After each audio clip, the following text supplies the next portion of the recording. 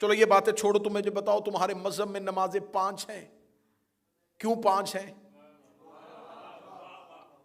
اب جس کو یہ سب کچھ پتا تھا وہ گھر میں بند تھا. نوجوان میرا ساتھ دینا، میں تاریخی مجلس آپ تک پہنچانے لگا ہوں. وہ اکیلا نہیں تھا، وہ قرآن کے ساتھ تھا. کیونکہ قبلہ تائید فرمائیں گے کہ میرے آقا و مولا یہ ہے علی کی حکمت. مولا علی دربار خلافت میں آئے تھے کہ لے لیا تم نے ممبر رسول، یہ قرآن میں نے ترتیب نزولی کے اعتبار سے جمع کر دیا ہے، اس قرآن کو رکھ لو. اور یہ کہہ کے واپس بھیج دیا کہ علی نہ ہمیں تیری ضرورت ہے نہ تیرے جمع کیے ہوئے قرآن کی ضرورت ہے. اس علی سے قرآن نہیں لیا. آج تک مسلمان قرآن کو اس کی ترتیب نزولی کے اعتبار سے اکٹھا نہیں کر سکے. جو آیت پہلے آئی تھی وہ درمیان میں پڑی ہے، مکی صورتیں بعد میں آ گئی، مدنی صورتیں پہلے رکھ دی. قرآن کو اگر آپ پڑھنا شروع کریں تو قرآن چلتے چلتے آیت ایک بتاتی آگے لہجہ بدل دیتی ہے. بات ہو رہی ہوتی ہے بنی اسرائیل کی اور آگے فوراً حج کی بات ہونا شروع ہو جاتی ہے. حج کی بات ہو رہی ہوتی ہے آگے عورتوں کے حقوق کی بات ہونا شروع ہو جاتی ہے. قرآن نہیں بدلا، ترتیب بدل دی. ترتیب ایسے بدلی کہ جب ایک کتاب آپ پڑھیں، آپ کے پاس ایک کتاب ہو اور اس کتاب کو کوئی گھر کا بچہ آ کے شرارت میں پھاڑ دے اور صفحے ادھر ادھر کر دے، تو اب جب آپ کتاب پڑھنا شروع کریں گے تو اب آپ کو کتاب میں سے کچھ سمجھ نہیں آئے گا. ایک صفحے میں کچھ ہے، دوسرے صفحے میں کچھ ہے. اب پتا چلا کہ آج تک قرآن ہدایت کیوں نہیں دے رہا. یہ فرقے فاصلے قرآن سے ختم کیوں نہیں کر رہے؟ اس لیے کہ جس طرح قرآن نازل ہوا تھا اس طریقے سے تو ہے ہی نہیں. وہ قرآن علی لے کے ساتھ چلے گئے. اب یہاں پر الزام لگایا جاتا ہے کہ شیعہ یہ کہتے ہیں کہ ان کا قرآن اور ہے. ہمارا قرآن اور نہیں ہے، قرآن یہی ہے، لیکن ترتیب وہ نہیں ہے جس طرح نازل ہوا تھا. اور یہ آپ بھی مانتے ہیں کہ قرآن کی پہلی آیت کہاں پڑی ہے، قرآن کی آخری آیت جو آئی تھی وہ کہاں پہ پڑی ہوئی ہے. اس کا مطلب ہے قرآن نزول کے اعتبار سے نہیں، جیسے نازل ہوا تھا ویسے نہیں. اب فوراً سوال کیا جاتا ہے کہ اچھا اگر یہ قرآن علی کے پاس تھا تو جب علی کی حکومت آئی تھی، جو سوال بعد میں تقریر پہ ہونا ہے میں اس کا جواب پہلے دینے لگا ہوں. پھر علی اپنے دور میں اس قرآن کو مسلمانوں کے لیے نافذ کر دیتے. اگر مولا امیر المومنین اپنی چوتھی خلافت میں وہ قرآن لے آتے جو علی نے گھر میں ترتیب نزولی کے اعتبار سے جمع کیا تھا تو اس کے بعد ہر آنے والا خلیفہ اپنا قرآن لے کے آتا اور الزام سارے کا سارا امیر المومنین پہ آتا کہ پہلے 3 خلفاء نے قرآن نہیں بدلا تھا. تو آج ہر گھر میں علیحدہ قرآن ہوتا. آج بڑے فخر سے جو سینہ چوڑا کر کے کہتے ہو نا مسلمانوں کا قرآن ایک ہے، علی کی وجہ سے ایک ہے، مولا امیر المومنین کی وجہ سے ایک ہے.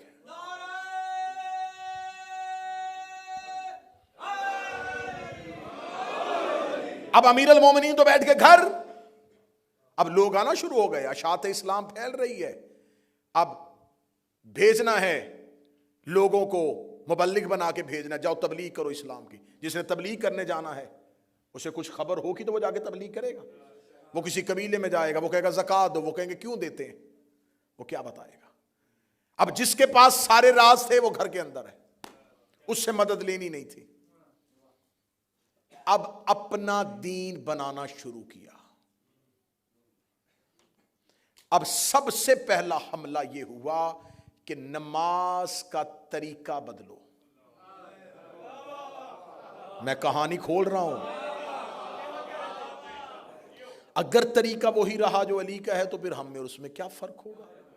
پھر جب طریقہ بدلا تو طریقہ قرآن کی آیت سے نہیں بدلا. قادسیہ سے غلام آئے قیدی، انہیں کھڑا کیا گیا، وہ ہاتھ باندھ کے سر جھکا کے کھڑے تھے تو کسی نے دیکھ کے کہا کتنا عاجز ہے یہ طریقہ. کتنا رحم آیا مجھے انہیں دیکھ کے. اگر مسلمان بھی اللہ کی بارگاہ میں ایسے جائیں تو اللہ کتنا رحم کرے گا. چلو کل سے ہم نماز ایسے پڑھیں گے. یہ کیسے ہوا؟ میں حقائق پڑھ رہا ہوں. یہ کیسے ہوا؟ قرآن کی آیت سے نہیں، ایک ذاتی سوچ سے. یہ کس نے بدلا؟ اگلی سطر مجھے آخری بندے تک تائی چاہیے. یہ اس نے طریقہ بدلا جس نے زہرا سے کہا تھا کہ کہاں لکھا ہوا ہے.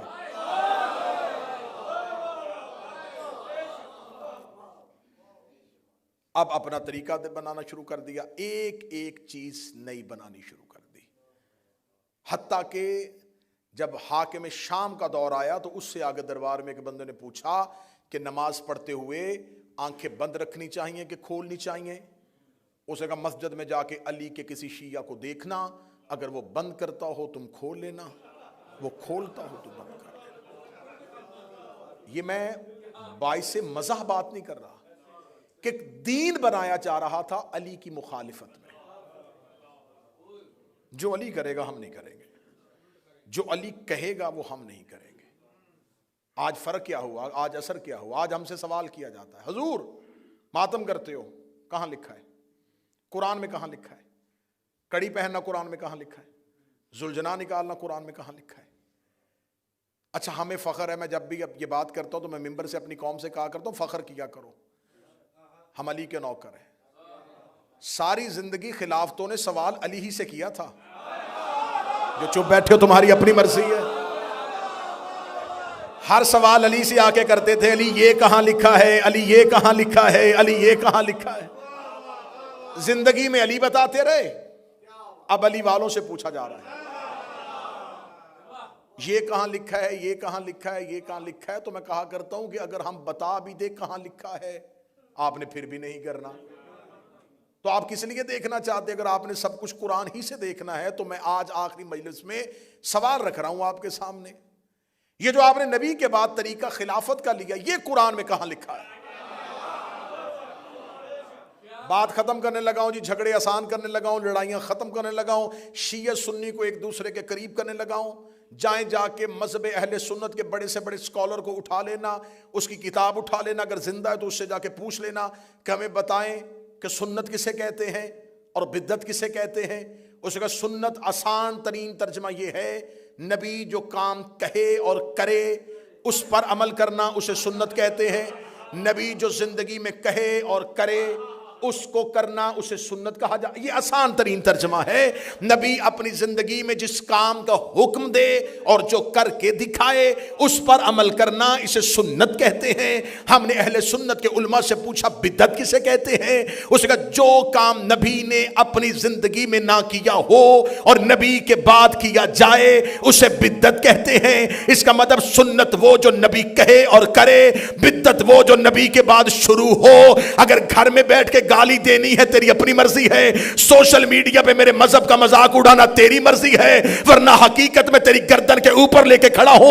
تیرے علماء نے مانا ہے جو نبی کہے اور کرے وہ سنت، جو نبی کی زندگی میں نہ ہو اور بعد میں ہو وہ بدعت ہے. پھر تجھے ماننا پڑے گا غدیر نبی کی زندگی میں تھا، سقیفہ نبی کے بعد تھا.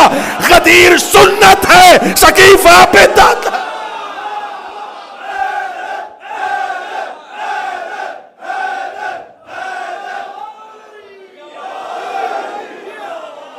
غدیر نبی کی زندگی میں تھا.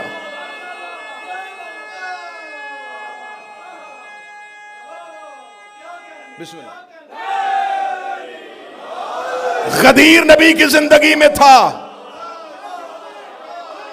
سقیفہ نبی کے بعد تھا. اور یہ فیصلہ تیرے علماء کر چکے ہیں، جو زندگی میں کہے اور کر کے دکھائے.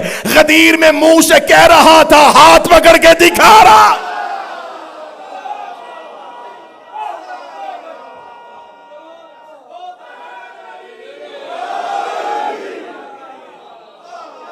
اس کا مطلب ہے کہ نبی نے غدیر کہی بھی تھی، دکھائی بھی تھی. قبلہ دراوی صاحب آپ سے دعا لے کے میں بہت بڑا ٹائٹل آج حسینیہ بریڈ فورڈ میں مسلمانوں سے چھیننے لگا ہوں. 1400 سال کے بعد ہم چھیننے لگے. ہم اہل سنت ہیں. ہم اہل سنت